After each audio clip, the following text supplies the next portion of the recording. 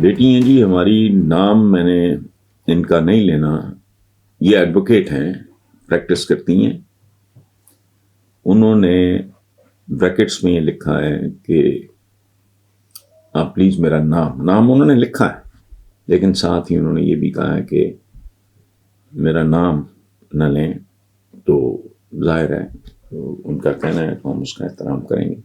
سوال ان کا یہ ہے کہ آپ نے ایک عرصہ میدان صحافت میں گزارا، کیا آپ کی آسمہ جہانگیر سے واقفیت اور ملاقاتیں رہی ہیں؟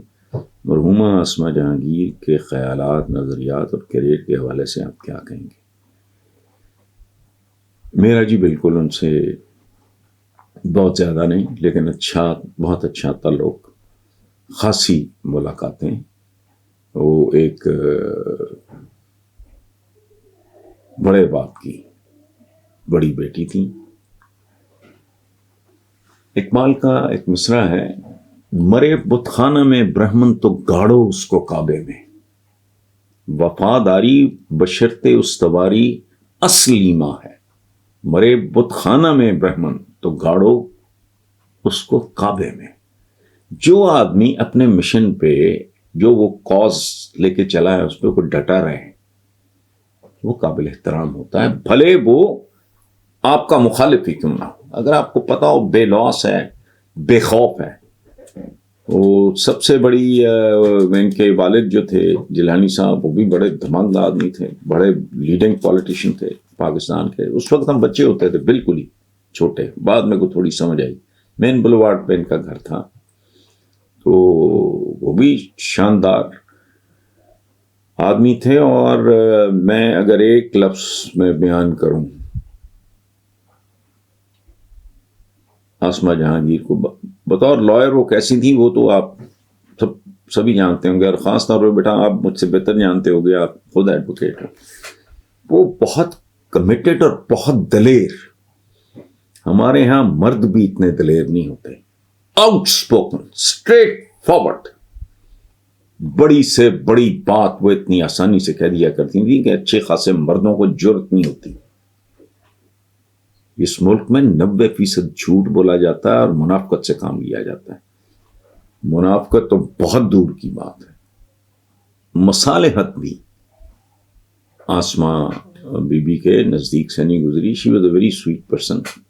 تو اچھا، میرا اللہ ان کو غریق رحمت کرے. She was a different human being. اپنی کاز کے لیے وہ کچھ بھی، کوئی بھی قیمت ادا کر سکتی تھی، اور یہ بہت قابل احترام ہوتا ہے. آدمی جس پہ ڈٹ جائے. صبر کا مطلب چھتر کھا کے لیٹے رہنا نہیں ہے. صبر کا مطلب ہے، صابر کا مطلب ہے اسٹیڈ فاسٹنس کی انتہا پہ ہونا، چٹان کی طرح کھڑے ہو جانا اپنے موقف پہ. یہ ہے صابر. صبورہ سے نکلا ہے. صبورہ وہ پتھر ہے جو بیلنس کرتا ہے. اگر اونٹ کا دیکھیں، اونٹ کا یہ پڑھا ہے ہم نے، میں نے تو اونٹ نہیں کبھی پالا، ہر جانور پالا ہے، اونٹ شیر نہیں پالا، باقی سارے. آپ اونٹ کے اوپر جب سامان رکھتے ہو، ایک طرف اگر میں مثال دے رہا ہوں، ایک طرف 1.5 مانا ہے، ایک طرف 2 مانا ہے یا 2.5 مانا ہے، اونٹ ضائع ہو جائے گا.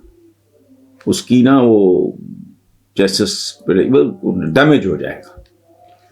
اس میں بعض کو ہوتا ہے کمی بیشی نظر آئے تو وہ بٹا بٹا یا وہ چیز اٹھا کے نا، بدو اٹھا کے وہ ڈال دیا کرتے تھے تاکہ دونوں طرف ویٹ ایک جیسا ہو جائے، تاکہ اونٹ ضائع نہ ہو، اونٹ ڈیمیج نہ ہو. تو وہ اسٹیڈ فاسٹنس کی انتہا انگریزی میں اس کا جو ترجمہ بنتا ہے قریب ترین، تو اسٹیڈ فاسٹنس وہ تھا آسمہ جان کی. ان کی بہن بھی تھی ان کے ساتھ. She is also very nice lady. But جو ان کا تھا، اور درویش صفت عورت، ایک عجیب بے نیازی. عورتوں میں جو عام طور پہ جو ہوتے ہیں مسئلے ہماری بہنوں بیٹیوں میں، یہ وہ لباس کے معاملے میں فلانا، وہ ان معاملوں سے بے نیاز کرتے ہیں. بات تھینک یو.